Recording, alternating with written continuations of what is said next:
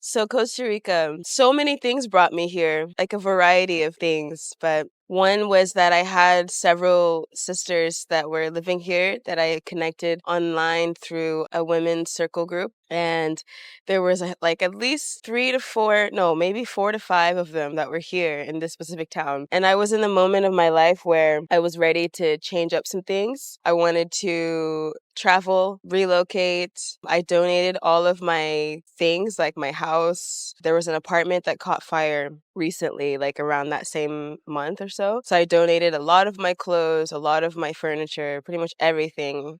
And I downsized down to a 75-liter backpack, my hula hoop, my hiking boots, and one little like day bag, and was like, all right, I'm going to go to Costa Rica and see what happens. So my intention was to come here and kind of feel it out at first and just see like what's the vibe here in Puerto Viejo. If I like it, then I'll stay. If I don't like it like for a long period, then I will transition to the next spot and just keep hopping around until something roots me in. But it turns out Puerto Viejo rooted me in right away. So when I came, I didn't really want to leave. And here we are 3 years later. So I just ended up really rooting and feeling at home here. It was actually really funny because I am Kenyan, and I guess not that many like pure-blooded Africans come straight here. So there was a lot of hype around me when I first came. There was like a lot of locals were like, oh, "You're the first like African woman I've actually met. Like you're the first Kenyan I've ever met." And everybody was really excited to have a Kenyan girl around, which was a little bit weird at first because I was like, I don't want to be the center of attraction right now. Like, I know that this is like a new person in town. People get really excited when somebody new comes around. But it was actually really fun. A lot of people were really kind, really sweet, really helpful. I was doing a lot of volunteer and exchanging when I first came. So I made a lot of networking and a lot of connections. And I came in July, and between July of 2018 to March of 2019, I never had to pay rent anywhere because I was always like trading my services, my gifts, my skills, and exchanging, volunteering my time to do things that I loved for people that needed what I could do. So it was really cool. It was very in the flow. Johari's birth story is like one of my favorite things to talk about ever. So Johari's birth, wow. I remember it started at night around 10:45 p.m. And actually, let me back up. It really started like 2 days before that. A day before that. A day before that, when my mucus plug released, I was like, okay, here it is. The mucus plug is out, the baby's coming, and this was on a Sunday. Then Monday was the 24th, and Monday was the 24th was the day that I was like sure I was going to go into labor. I had dreamt about the specific date and everything. I was like, June 24th, this baby's coming. So June 24th, I was like nesting and preparing the entire day. And I had my ex, my partner that was there, and my really great friend and sister, Amber, who was there. The whole day we were making food, prepping for the week, knowing the baby's coming soon. That late afternoon, early evening, both of them went to sleep around like 4:30. Super early. And I stayed up and did like an hour or an hour and a half of like prayer and meditation around at the altar that we created, the birth altar. And I basically just started opening the portal with my hands and like talking with him and guiding him and calling in all of my ancestors, calling in all the ancestors to the two people that were there supporting, and really like preparing the space energetically and spiritually. And also I do a lot of like somatic body work and energy work. So I was doing a lot of energy opening in my body and making space, and also communicating with him to have confidence that he's going to be safe, to follow the path, and just like work together. And then I went to sleep around like 6:30. And then I woke up around 10:45, literally like this. I was sleeping and then I was like, it's happening. And I just remember being like, hey, it's happening. It's happening now. It's happening. The portal has been activated. And in that moment, I got my sister, went to the bathroom. I did an enema to clear my body, make some space. And then we had a 16-hour labor. So we went all through the night and all through the morning. It actually was quite peaceful. It was not very intense. It was very like the waves of the contractions when they started to get more intense later on was a lot. But the labor itself was quite nice to go through. I had a yoga ball that I was sitting on and really going through, listening to some mantras, a lot of deep breathing, my two support partners were giving me a lot of massaging and touching and encouragement. I ate a lot of cacao and peanuts. I was like popping cacao and peanuts for energy the entire time because 16 hours is a long time. And then in the early like dusk hours, I think I fell asleep for like maybe an hour and a half or 2 hours. Like I wasn't really asleep, but I was like asleep enough that I was getting rest. And then I woke up and we restarted the contractions to be a little bit faster again using some plant tinctures. And then everything got more intense after that. And I started having stronger waves, stronger pulses. And I remember I was using the birthing pool at one point and I popped out of it and ran to the bathroom because I thought I had to poop and I didn't want to poop in the pool. So I was like, I gotta go to the bathroom. And I like ran across the house. Like the pool was in the garden and I ran all the way inside the house to the bathroom and I was sitting on the toilet and then I started screaming because I was like, oh my God, this is the most painful poop of my life. And then my friend was like, actually, that's the baby. You don't have to poop. You did an enema. And I was like, oh, that's what it feels like. So then it like registered that it's like a very similar feeling, but 10 times more intense. And so then I kind of had to go through the laboring positions, trying to like push through. And I think around hour 14, I got to that plateau where you're like, I can't do this anymore. I'm done. I don't want to do it. And I was trying to convince them to let me go to sleep and take a nap and like I will start again later or like finish the next day. You know, I was like, can we just pause birth? Can we do that? Is it possible to just like take a break for like 12 hours and come back later? And my sister like looked me dead in the eyes and she was like, do you want to do the last 14 hours again? And I was like, no, you're right. I don't want to repeat all of that. We should just finish this. So then I got the motivation to keep going. And I was basically like going through contractions. And in between each contraction, I was like fully dropping into sleep. I was like out. And then up again, and then out, and then up again. It was, wow. It was incredible. Now down to the last like 45 minutes. I was in the shower because I really needed some hot water on my lower back. It was just burning with energy and I needed that relief. So I was in the shower with the hot water on my back, on my hands and knees. And I called in my grandmother because she has birthed 11 times. She passed away about 1 year before I was giving birth. But I knew that she was there with me. I had already called everybody in. So I just called her forward. I was like, hey, I need your help right now. I am like right here at the threshold. I need this baby's head out of me. And so I ended up calling her in and she basically took my hands. I could feel my hands instantly getting guided to do things that I wasn't consciously like choosing to do. They were just like moving. And I put my hand like in this position and I started to go and open and help his head slide through. And I was guiding my ex to like help me with that movement because I knew if I could just get his head out, everything will get easier. He was a very small baby. So I was like, his head is going to be the biggest part. It's the hardest part. And I kind of slid my yoni like around his head slowly. And then he just boop, popped out. And when his head popped out, his whole body just wiggled out like a little snake, like super quickly. And he came out and we just had the most blissful moment where I was like laughing and crying and super happy. And I remember he just looked up and looked around and was like, whoa, where am I? And he had a moment where he was like maybe gonna cry. And we started singing his birth song. So we sang his birth song to him. And then he looked up and he was like, oh, music. Wow, I love music. And he got super happy. Yeah. I ended up actually holding him and having him outside of my body for 2 to 3 hours with my placenta still inside. My placenta didn't exit right away. It was like 1 hour passed and we realized that my placenta never came out and we were like, oh, that's a problem. We should get this out. So we called my doctor and was like, hey, my placenta didn't come out yet. He was like, all right, I'll come help you.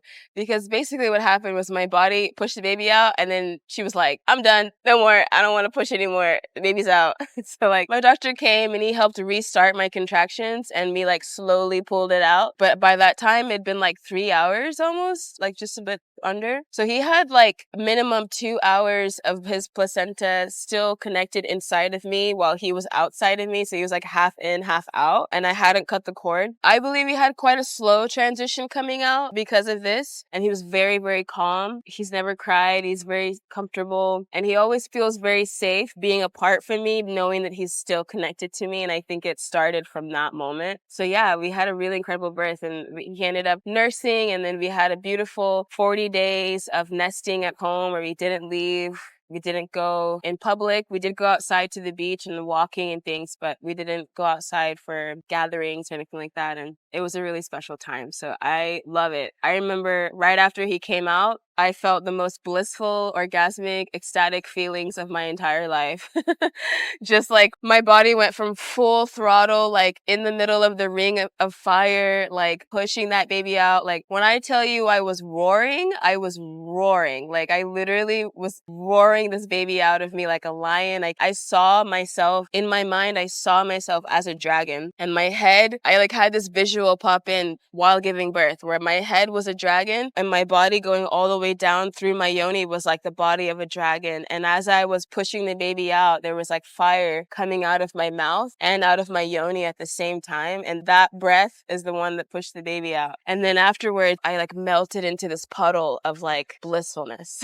And I was just like, oh, like so happy, so good, so grateful, and extremely high on like all of the chemicals and the cocktails that my body had made for me. It was just incredible. Johari is the most incredible being on this planet.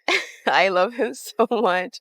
It makes me like teary-eyed and giddy to talk about him. He's like my best friend, and I'm like actually tearing up just thinking about Johari. He's incredible. His name means gem, like a gemstone, something of value in Swahili. And he is super funny, extremely intuitive. He's a Cancer, so he's quite emotional and sensitive. Like he can pick up my emotions and other people's emotions quite easily. Anytime that, there was almost about a year or so where I was a single parent with him, and there were like some moments that were really difficult. And I remember some mornings where I would wake up so exhausted because we were up all night breastfeeding, doing this or that. And I'd wake up in the next morning with him at like 6 or something, and he's like ready, and I'm like, I don't want to do this, and I would just start crying because I'm like exhausted, and he would just like stop crying and look at me and just smile at me until I started smiling back. And then when I smile back, then he would laugh, and he would just transmute the entire situation, and then we would like go to the beach and have a fun day, and it was great. We used to have a rhythm every morning where we would wake up and do some like breathing exercises, and then we would go to the beach and like sunbathe for a while and then come home, eat breakfast, take a nap, and like we had such a beautiful rhythm. He is incredible. He's never been a really fussy baby. He's super musically talented, so he loves to dance, listen to music, play instruments. I play like 7 instruments, and he is already conquering. He can play the ukulele and drums, and he's great at singing. It's baby singing, but still great.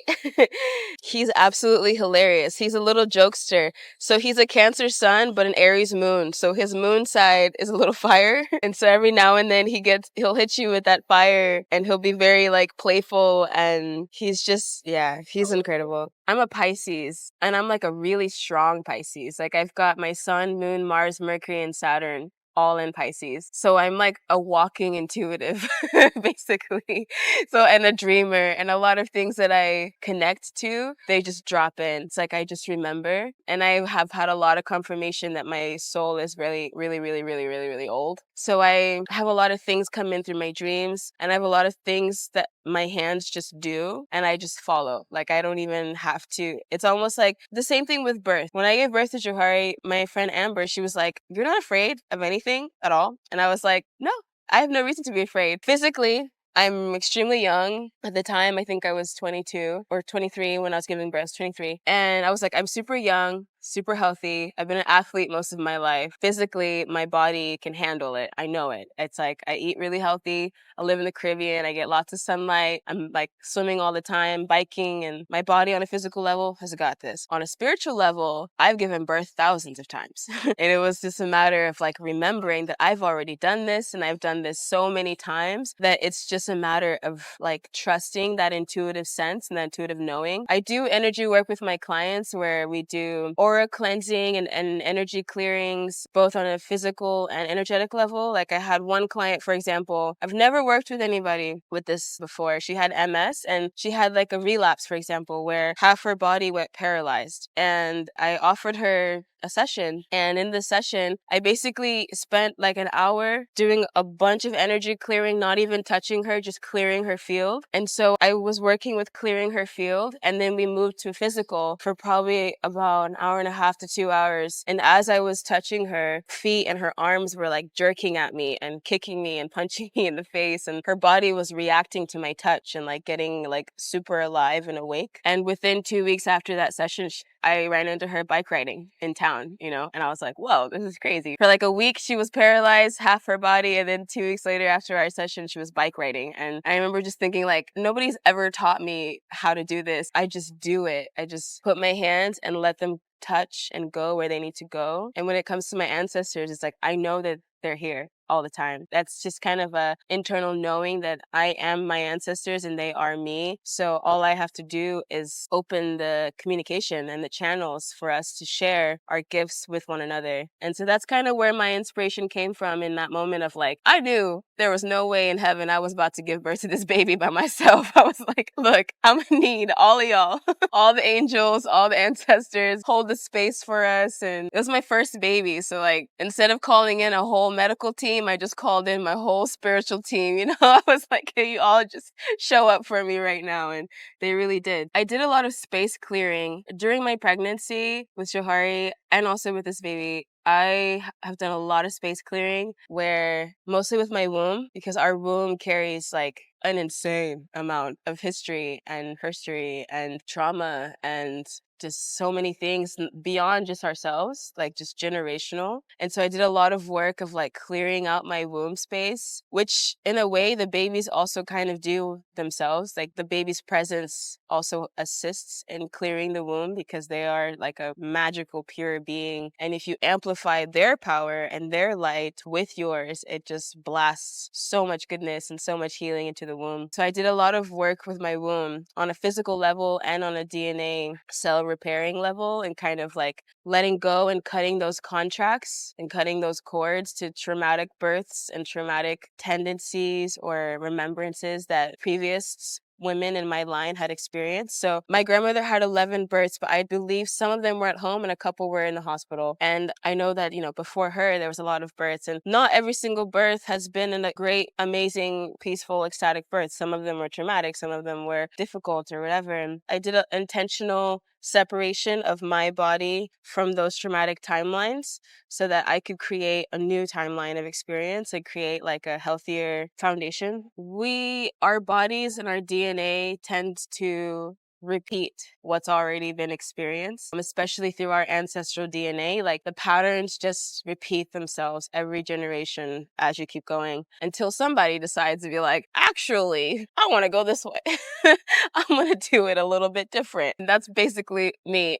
And I think it triggers my family a lot, like in like multiple levels beyond birth, but it's also necessary. This person is typically known as the black sheep of the family, or someone that just goes completely off of the beaten path that the previous generations had already done. And it's not because I wanted to be rebellious for fun, but it's because I could feel in my spirit that we were meant for better. We were meant for more. We were meant to experience much more pleasure in the experience of birth than we were told and than we were given previously. So for me, it was kind of a way of reclaiming the power for myself and for my entire ancestral line to redirect our experience of birth in a more positive and ecstatic and pleasurable way. And so it was an act of liberation through rebelliousness, but it was for not just me, it was for all of us. And I believe it's going to be affecting all of the generations after me even more, because now they're going to have my imprint of what I created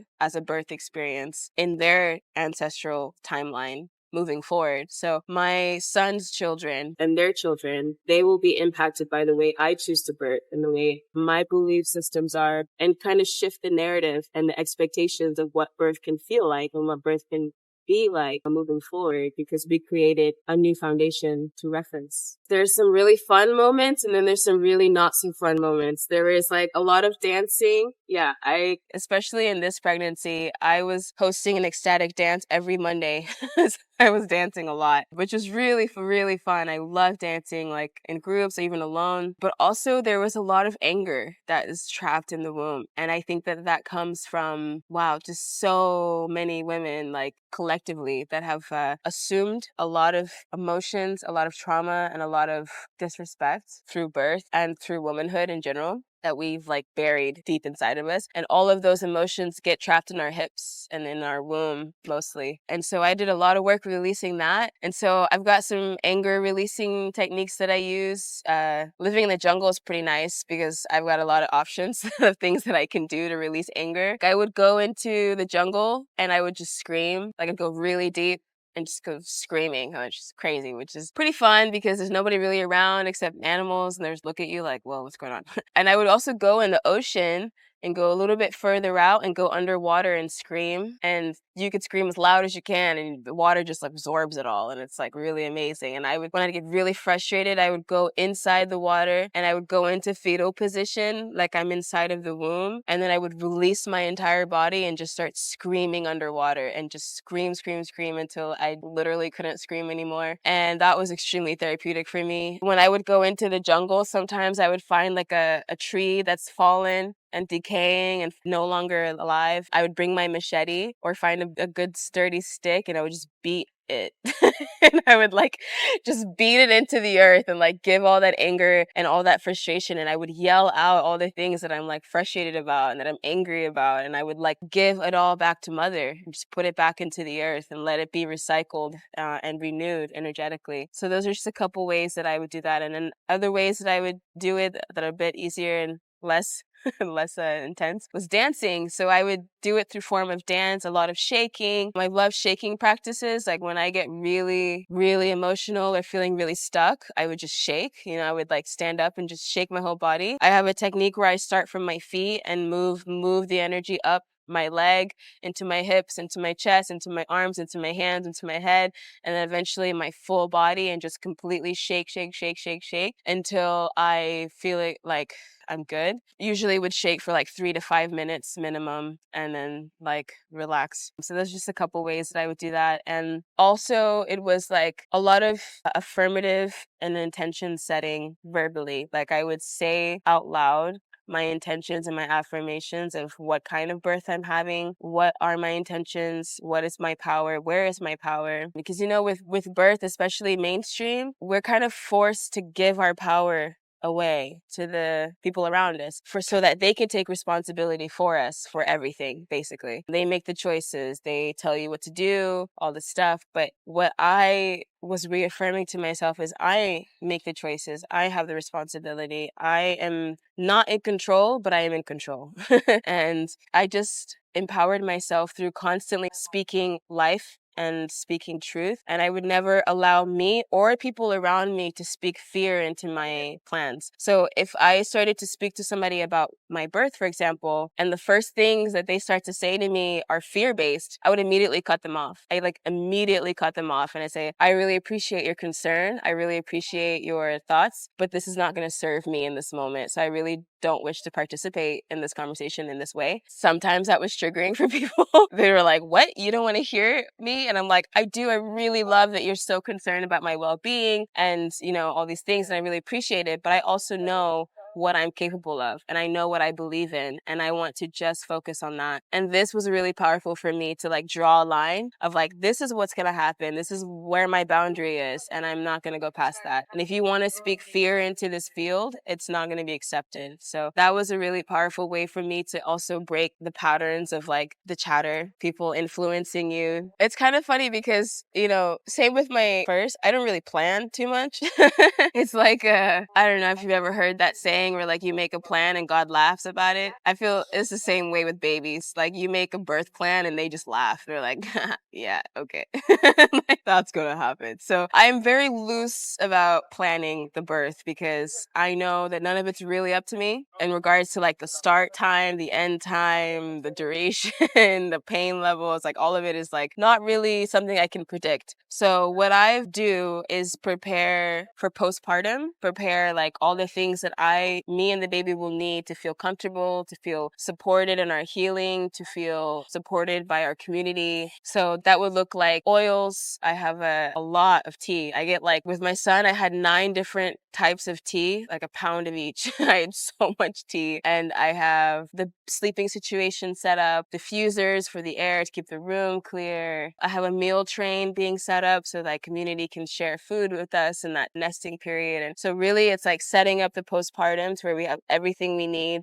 prepared after birth. And then during birth, I have a friend who is going to be loaning us her like really awesome mobile jacuzzi that's got like a motor and jets and everything. And I'm like, I'm super excited about this. I'm like, I just want to sit in it even before the birth. So we're going to have a jacuzzi set up that I can labor in and potentially birth in if I'm there in that moment. I'm not really confined to the idea that the baby will come out in the jacuzzi because remembering my time with my son, I ended up doing it in the bathroom, in the shower. So, you know, we're going to be preparing the jacuzzi, the shower, and my bed, just in case I land in any 3 of those locations when the baby comes out. All the spaces are sanitized and taken care of. Like my shower, we have these big jumbo mats that my partner uses for his jiu-jitsu classes. And we're going to put one of those huge mats in the shower with a shower curtain on top. So it's like really sanitary and a new one. And then on the bed, we have shower curtains to protect the mattress and then some blankets on top that we don't mind getting blood on. And then we have the jacuzzi that will have some cushioning on the bottom for me. I'll probably put like a mat or 2 in there for comfort. Yeah. So we're going to have those 3 spots set up. I'm going to have my partner there and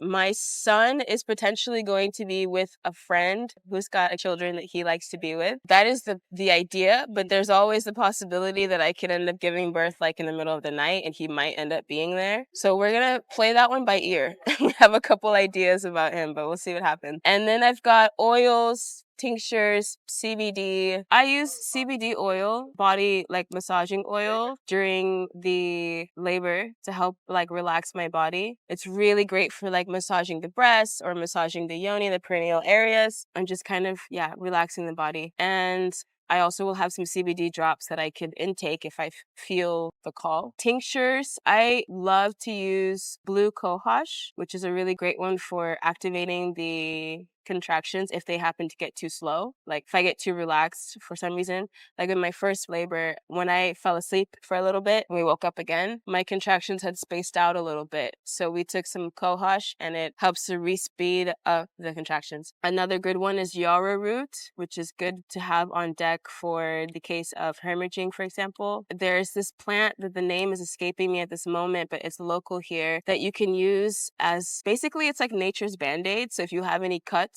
or bleeding, you can intake it and you can use it out on the outside of your body and usually literally just put it to it stops bleeding. So that would be a great backup tool in the case that like I might want my placenta bleeds out or something like this. Teas that I have lavender, calendula, chamomile, St. John's worts, raspberry leaf, super great for breastfeeding. Trying to think what else. Chamomile and oat straw. St. John's wort is really great for postpartum. It's super good. Well, oat straw too. They're both really good for uplifting your mood. St. John's wort is really great for like it's known to help with postpartum depression and like just emotional balancing. It's a darker tea, but it is very grounding for me. And oat straw is a little bit of a lighter color, but it also helps a lot with the balancing of emotions and also with your supporting your your body and your immunity. So I really like those two to support me on like a physical immune system and also just emotional. And you can pair it with like chamomile or pair it with calendula or something like this, and they go quite well. I also use like the lavender and the calendula and the chamomile and fuse them together with oils to make body oils. And I use this for me, but also for the baby. So like with my son, for example, since he was born, it was a lot more religious in the beginning. Now it's a little more sporadic, but when he was born for the first few months, every time he gets a bath, I would rub him down in oils that were infused with lavender and chamomile. And I would rub him down in lavender, coconut oil, and give him like a little baby massage. And he would be so happy and just like laying there like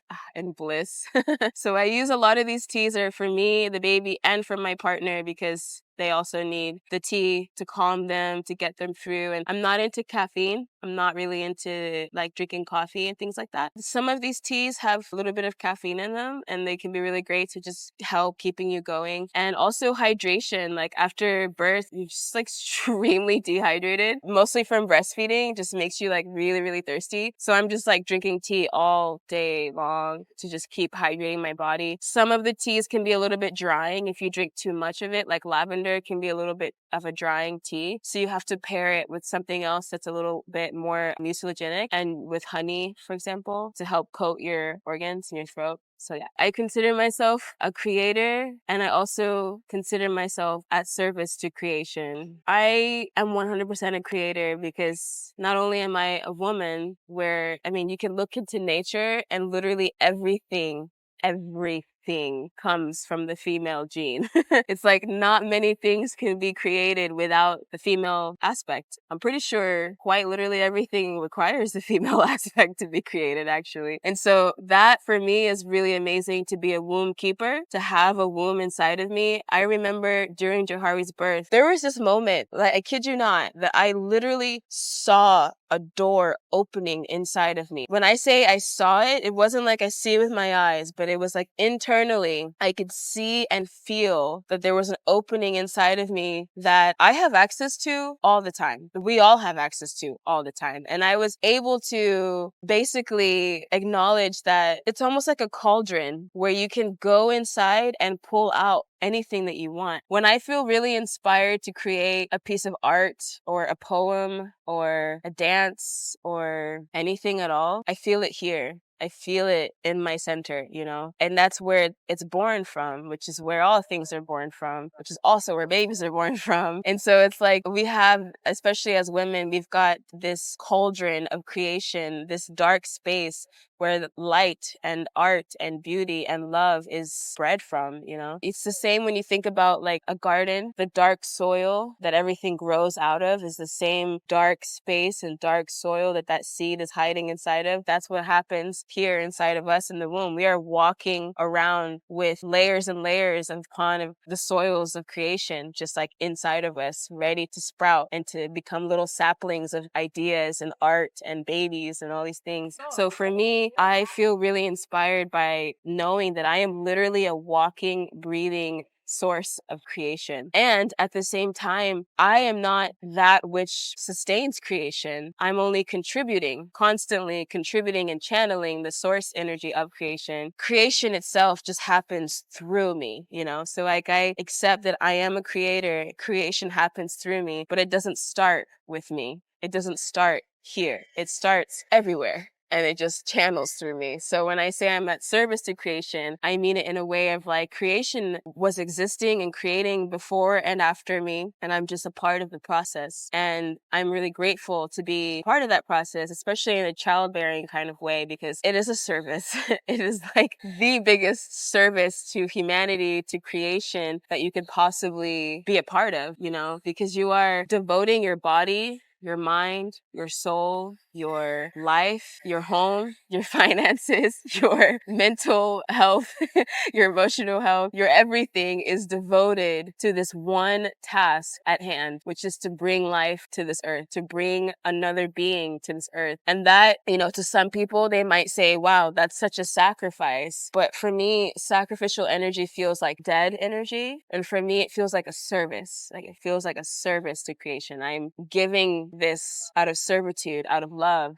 out of the desire to prolong creation and prolong life and to contribute something beautiful to the world. And to be able to be used as a vessel for something so magical is an honor to me to do. So we talked a little bit about dance. I love dancing, super into dancing. I mentioned earlier that I was doing a weekly ecstatic dance here in the Caribbean actually, it's funny because I started about a month before I got pregnant, and then I did it all through my pregnancy, 7 months. So for like 7 months of this baby's pregnancy, every single week I was doing an ecstatic dance, which is like really fun for me. It really helps me stay connected to myself and not get lost in the process of like making a baby, which can happen. I also really, really enjoy writing. I am super into writing poetry and sharing poetry. I love music. I play 7 instruments: piano, guitar, alto sax, tenor sax, violin. I'm like kind of okay at the ukulele.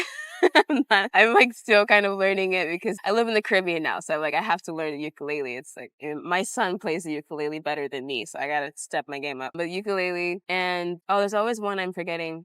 Trombone. When I was 5 or 6, my Nana Linda, she's, bless her heart. I love her so much. She inspired me.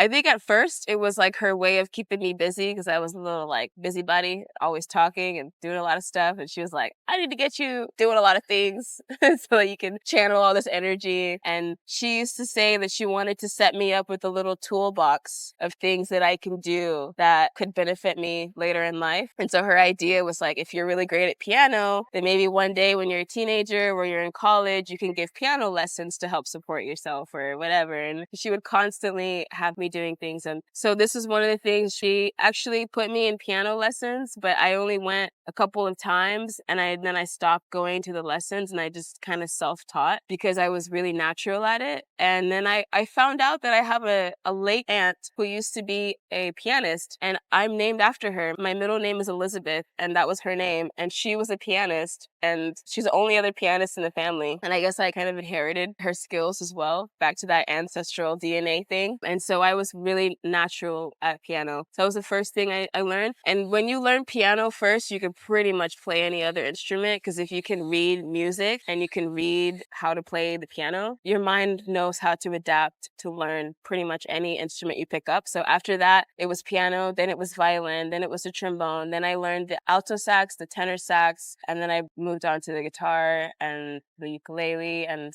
I've experimented with drums and little other things that I really love to do as well. At first, I hated it. But she used to make me recite poetry a lot when I was young too, around 6 years old. So I memorized The Creation by James Weldon Johnson, for example, which is like 5 or 6 pages long. I memorized If by Rudyard Kipling at a really young age. I memorized a lot of different poems and then I would have to recite them to her. But when I recited them to her, it wasn't like, blah, blah, blah, blah. Like I couldn't just say it. She wanted like full on presence, full on theatrical, like reciting, So I would have to like do it with my full energy, a lot of love and joy and like really get into it. And so at first I was like, this is such a drag, but I loved it in the end because it gave me really great articulation. Like it was 6 years old. So it was right after I moved from Kenya to Texas. So it really helped me articulate in the English language really well because I previously was speaking like mostly in Swahili all the time. And then learning and reciting poetry gave me really great training in that way. And also I learned a lot linguistically. And it actually inspired me later in my life to train in theater. So I did theater for 4 years. I did some really intensive theater training. I've written some plays, directed some plays, acted in some plays, and that was all kind of rooted from that childhood foundation of like learning poetry and reciting poetry, which then led me later on to actually writing poetry and loving that form of medium, and painting as well. I love to paint. So yeah. Fear. First and foremost, I allow myself to feel it. Like, I think that we are really trained to like notice those darker feelings or those more difficult feelings and immediately look for a solution to cover it up or to fix it or change it or shift it or this or that. And something I've learned is I have to give my feelings space to be felt in its complete totality, because that's what emotions want and that's what they need. They are just energy in motion that needs to be felt, needs to be given space, needs to be acknowledged, and then it can be released. So with my first son, for example, I didn't feel that much fear, actually. I had like a scary amount of confidence about that birth. I think it was a beginner's kind of confidence, like not knowing what's really coming. So just choosing the path of like confidence. This second pregnancy, I know what's coming. I know how intense it is and I know what's ahead. So surprisingly, it caused more fear in the beginning parts of this pregnancy. And also because I was like, I'm going to have two.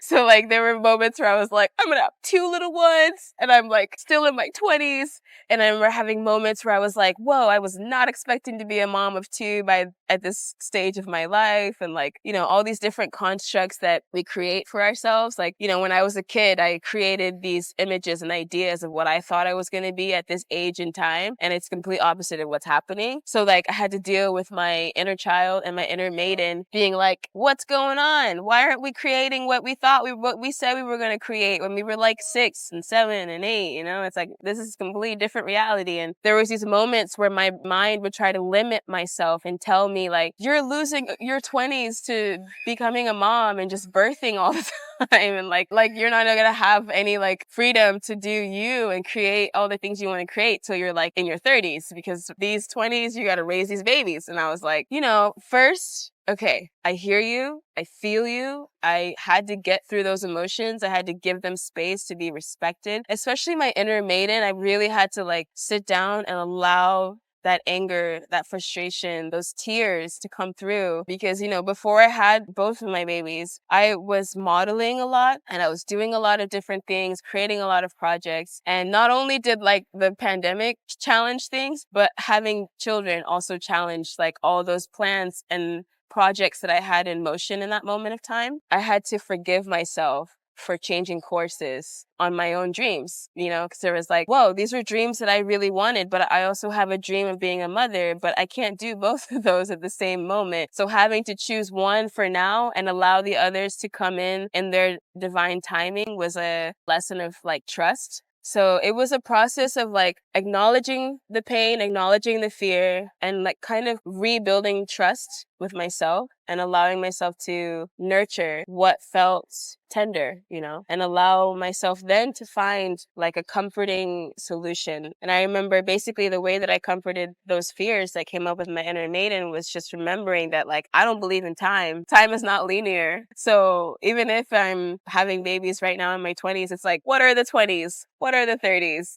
Everything I'm doing now, I can do in my 30s. Everything that I want to do is not limited to an age frame, you know, like whatever it is that's meant to happen is what's happening. And I do everything out of love. So I must trust myself that I'm creating exactly what is meant for me. And when I get to the 30s and my kids are a little older, maybe that is the moment in which I'm supposed to be doing those projects. Like just trusting the timeline of the way things are going and not allowing myself to like be afraid of what I thought I wanted to do, and just trust that it's happening the way it's supposed to be happening, you know? That's kind of my process of like getting back to like just trust and release. But that trust and release can't get achieved without really giving space to like nurture and acknowledge and feel those uncomfortable feelings. Because the more we ignore those uncomfortable feelings, the louder they get and the more impulsive they get. One that comes in my mind would be to not hide behind any masks, just stay true to myself, stay true to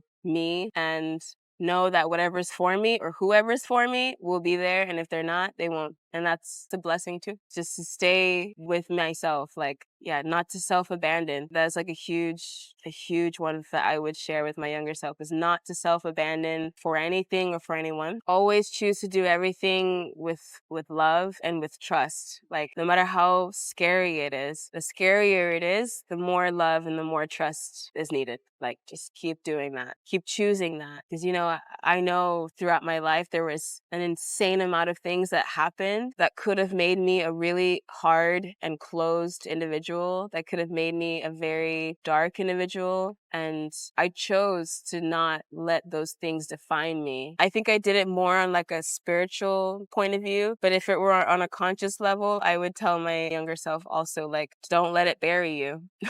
Just keep loving and keep trusting. And the third is that I would tell my younger self that you are enough. Always, always enough. Just you.